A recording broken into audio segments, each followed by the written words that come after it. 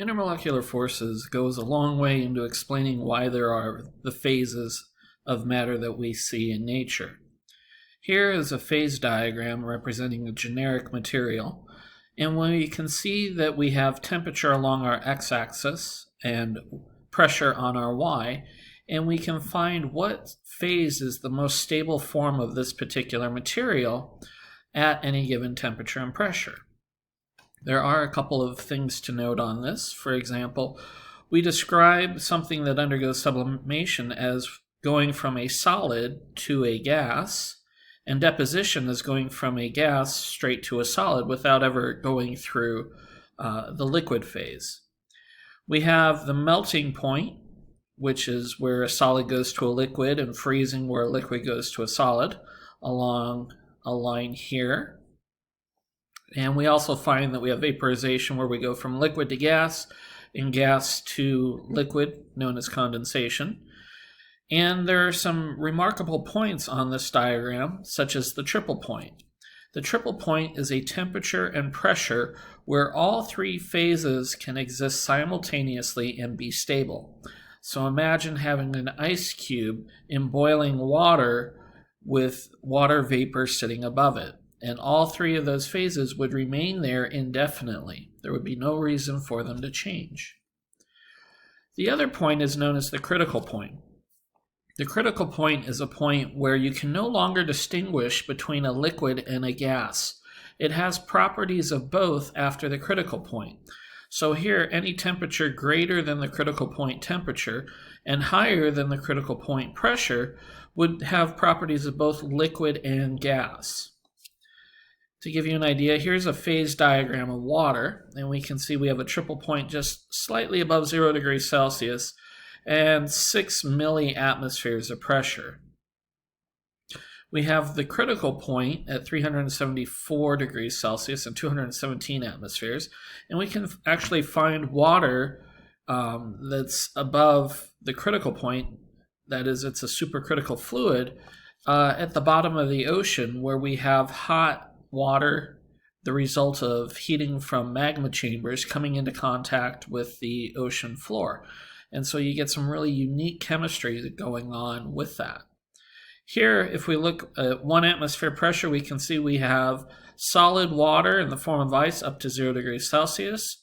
We go to 100 degrees Celsius from 0, and we have liquid water, and above 100 degrees Celsius, we have water vapor. Something like CO2, we find at 1 atmosphere pressure, we have a temperature of melting well below that of 0 degrees Celsius. And above that temperature, we have CO2 gas. That is dry ice. Dry ice sublimes. It goes from being straight from a solid to a gas without ever actually passing through the liquid phase. In fact, we won't see liquid CO2 at our atmospheric conditions. We have to go up to 73 atmospheres before we can even begin to see liquid carbon dioxide. So, why are there these different phases? Well, these phases exist because molecules interact with each other, and it's the nature of these interactions that cause molecules to stick either very strongly or very weakly. These interactions are based off of the kinetic energy of the particle and the strength of the attraction between the particles. These interactions are known as intermolecular forces. Intermolecular forces are the forces that result when two molecules, whether they're identical molecules or different molecules, interact with each other. That is, they form these pseudobonds, or these very, very weak fake bonds between each other. There's no sharing of electrons here. This is more along the lines of surface contact and friction, but they go a long way into explaining physical properties of these materials, such as boiling point, melting point, vapor pressure, and viscosity. So let's talk about the types of intermolecular forces there are. Well, van der Waals first described these forces as being our van der Waals force. That is, it was his stickiness factor in the van der Waals equation.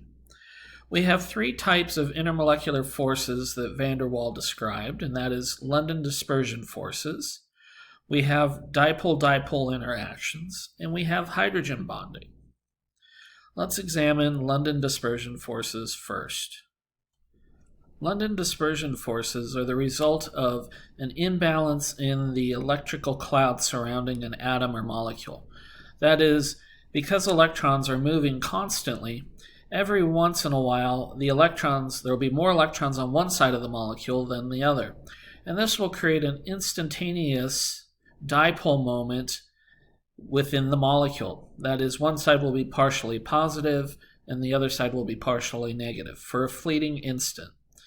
Well, because there's a partially positive side and a partially negative side, that means that if it's next to another atom or molecule, that atom or molecule will react to the partially positive or negative of the first atom. So in this case, atom A has an imbalance of electrons favoring the left, so that when it comes next to atom B, the partially positive side of the atom causes the electrons in the other atom to move towards it. Now, this has an attractive force for just an instant, but while that instant's there is a little bit of energy to be had or released, creating a very weak bond. Well, this very weak bond we describe as being a London dispersion force, and it's basically the result of the electrostatic interaction there for a fleeting second. This is known as an instantaneous dipole because it won't be there in the next instant. Now, London dispersion forces are present in all molecules. It's the only force that is present in all molecules. We'll see dipole-dipole and hydrogen bonding interactions. Those are unique to only certain types of molecules. The degree at which we can induce a dipole instantaneously into another molecule is known as the polarizability. The polarizability is simply a way of saying how easy it is to distort the electron cloud. Now, what factors affect London dispersion forces? Well, one thing is the size of the molecule and the shape. Longer molecules have easier polarizability to it than shorter, more condensed ones. So it's a surface area effect. Not only is surface area a factor in London dispersion forces, so too is mass. In fact, when determining the strength of London dispersion forces, mass is always the first go-to thing when determining properties such as melting point and boiling point. Then it's the surface area of the molecule that we go to second. Now, the second type of force we have is dipole-dipole interaction. These interactions are only present in polar molecules. So again, it's important for us to be able to go back to our Lewis structures and identify molecules which have permanent dipole moments. Dipole-dipole interactions are such that molecules with dipoles will interact in such a way that they maximize their partially positive side interacting with partially negative sides in surrounding molecules, and vice versa. In solids, the partial positive to partial negative is maximized, meaning that as many orientations that we can have with positive sides are facing negative sides of surrounding molecules. In liquids, this is diminished a little bit because the molecules have movement. There's no kinetic energy in the solid, so everything is at rest and can orient itself and stay that way. But when you have a liquid, these interactions start to be disrupted by the movement of molecules. But there is some overarching structure within the liquid of dipole-dipole interaction. So, when it comes to strength of the dipole-dipole interaction, how do we evaluate it? Well, it's really based off of the dipole moment direction. We can see here propane is a nonpolar molecule. It has no dipole moment, and it has a relatively low boiling point, has a molar mass around 44 grams per mole.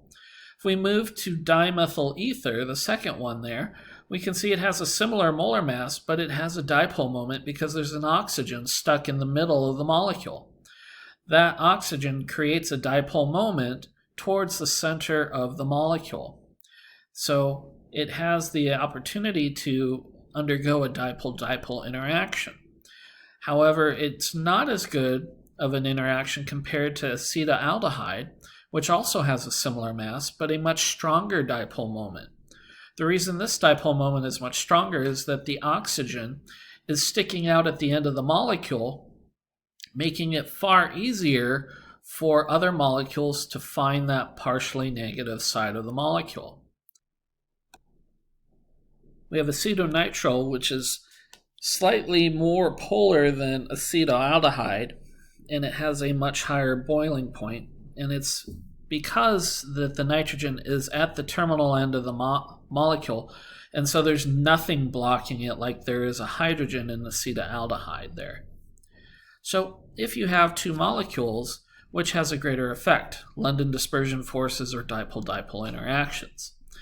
Well, what we saw in the last slide is that if you have molecules with similar masses, we look for the dipole-dipole interaction to predict molecules with higher melting points and boiling points. However, if there's a radical difference in the mass of the molecules, then van der Waals forces or London dispersion forces are the key determining factor. But we're talking hundreds of grams per mole difference. So let's take a look at our London dispersion force and dipole-dipole interaction in some binary materials. Here we have a group of molecules involving hydrogen in columns 4, 5, 6, and 7, A, or 14, 15, 16, and 17, depending upon which version of the periodic table you have.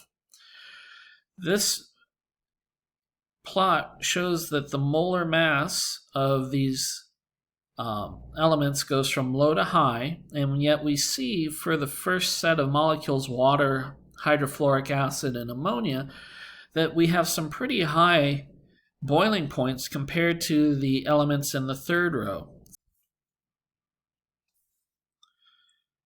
The reason water, hydrofluoric acid, and ammonia have high boiling points despite low molar mass or low atomic weight is due to hydrogen bonding.